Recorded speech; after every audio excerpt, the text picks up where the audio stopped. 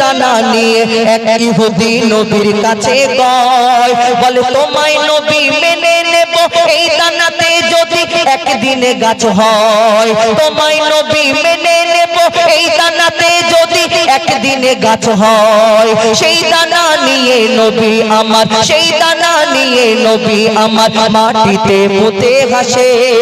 বলে এই দানার ফল খাবে গোকাল ইহুদি তুমি এসে,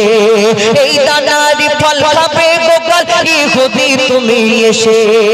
ভাবে ইহুদি সত্যি যদি এই দানাতে গাছ হয়ে যায়, ইহুদি ভাবছে সত্যিকারের গাছ হয়ে গেলে আমাকে কলমা পড়তে হবে, মুহাম্মাদের দলে চলে যেতে হবে। ইহুদি ভয়েতে কি করে আর কি হয় কবি ছন্দের মাধ্যমে লিখছে, ভাবে ইহুদি সত্যি যদি এই দানাতে গাছ হয়ে যায়, সেই ভয়েতে গভীর রাতে ইহুদি সেই দানা চুরি করে